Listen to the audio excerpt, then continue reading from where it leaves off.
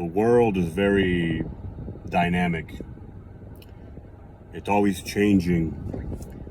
But for that matter, life is dynamic. It's always been that way, regardless of time periods or places. It changes very quickly. No matter how much we may try to frame it in a certain way, sometimes we think that things don't really move, that they don't really change, but they're always doing that.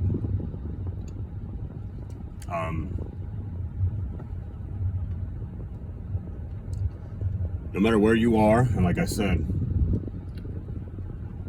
no matter what day it is or what time it is, this is why being in your head is going to cause you to always be focusing on the wrong things. You might think that you have to process a lot, and you probably have a flawed notion of how much it is that you have to use the processing power in your head, as I might call it.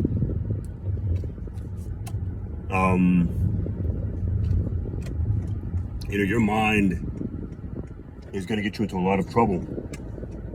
The part of your mind that is doing all that processing, and you see it day after day. Especially when you do it. It's whenever you do something wrong, I like to say, is when you notice, how many people actually have been doing it wrong. Because you all run into each other.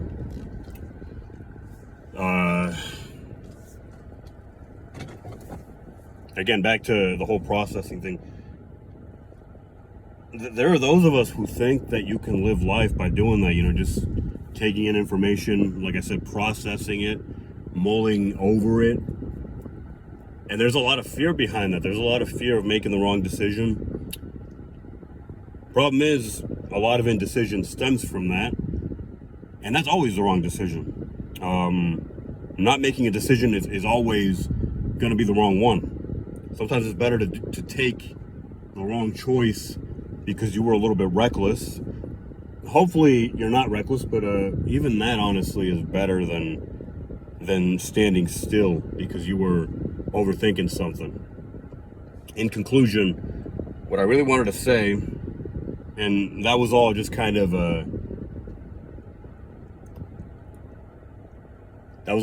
filling in detail, I guess. What I really wanted to say was that,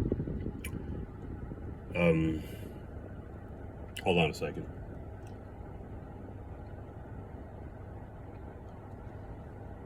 The part of your mind that really makes decisions in real time doesn't require any sort of processing.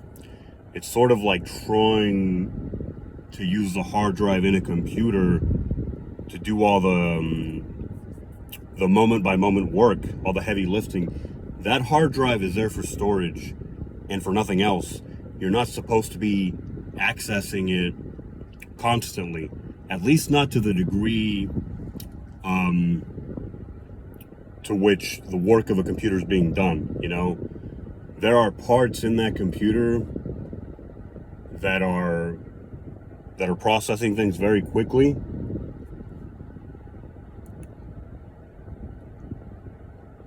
And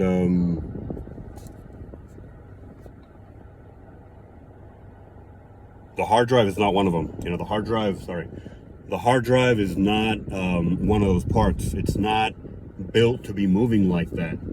Those parts are actually physically built differently. The parts that are supposed to be moving fast and quickly, they're built, at least to some extent, in a way that's going to allow them to do that kind of stuff. And that's the job they're built for.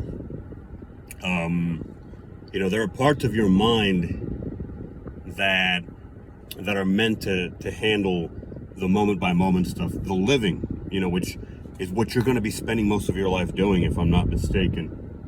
Until your last breath on this earth, you're going to be living, or you're supposed to be. And that's it. I mean, that's the trick. There's really no trick. That's the thing, you know. There's no fancy workaround, and that speaks to how we try to manage life. You know, we try to figure out some way to make it easier on us, and really, the answer was staring you right in the face the whole time. I mean, it was practically smacking you in the face. There is no trick. There is no fix. As a matter of fact, getting out of that place where you're trying to find quick fixes and quick tricks is exactly what is gonna fix most of your problems. You know, you've been getting in your own way, is what I'm saying. You know, most of the decisions in life, like I said, I've had this happen when I'm in the wrong place mentally, even in places, you know, that are not considered to be moving that quickly, you might say. I've been in good neighborhoods or in places that are relatively safe, and if you're not in the right state of mind, things are going to whiz right by you. If you're trying to handle your problems the wrong way. And that's at the core. I think a lot of us deal with that. A lot of us just have the wrong approach. We're coming from a place of fear, and we're trying to puzzle everything out. We're trying to find all the answers so that we can start living, instead of just kind of jumping in and understanding that, like I said, life is an active process. It's a constantly moving organism, you might say, you might call it. You know, it's not a matter of you know, modern times. I mean, it's always been like that. You know, this world, this universe never stops moving, and yet we think that we can put it on hold in order to make decisions. I mean, that's really the only fix. You have to stop letting fear preempt. Sorry, you have to stop letting fear preempt a lot of your decision-making processes, or your decision-making process as a whole, in general. You know, when you start with fear, you essentially try to put everything on hold, and it's going to resist, you know. You're trying to put an entire world, or at least the world around you, on hold so that you can analyze it, kind of figure it out, and then make a decision. From time to time, you can do that, but honestly, even that is not the best idea. You definitely can't do that on a regular basis, let alone on the at the pace at which decisions have to be made regularly. No matter how slow your life is, no matter how uncluttered or unbusy you may think your life is, things are moving fast. Things change for everybody. And in short, yet again, the part of your mind that really you should be entrusting most of your decisions to, you know, moment by moment, day after day, is actually not a part of your mind per se. Your mind as we know it. Again, it's not the hard drive. It might be, I would say it's the processor in the computer, so to speak. From time to time, the RAM. But even the RAM is going to feel the weight of it. Imagine what the hard drive is going to feel. You gotta, essentially, I mean, you can't live in your head, you know? I'm one to talk, and I say it because I've experienced plenty of it. But we all have. We all struggle with it. You cannot live in your head, even if you think you're in a quote-unquote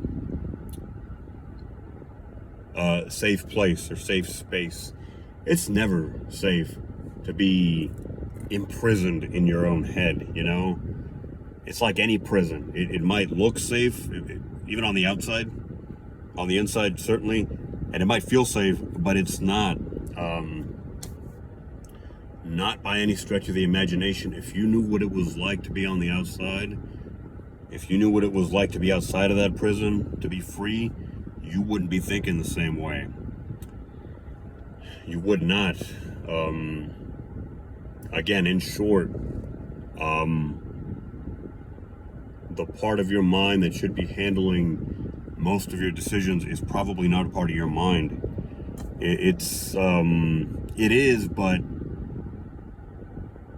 it really is something that is kind of operating in the background.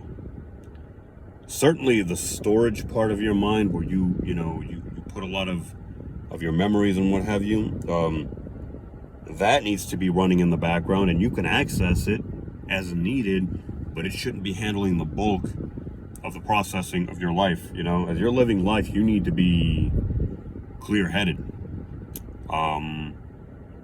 You need to have a clear mind for the most part. You need that to experience clarity, in order to be living effectively, at least in my opinion. And so you have to have enough trust in your mind, in your memory, to know that, you don't have to be accessing it constantly. You certainly can access it, but you have to be mindful of how you're doing that, and you have to understand that there's a price to be paid, and that's really what it comes down to. That access that you get in real time, you're paying a price every time you do it, because you're being taken out of the moment, as it were.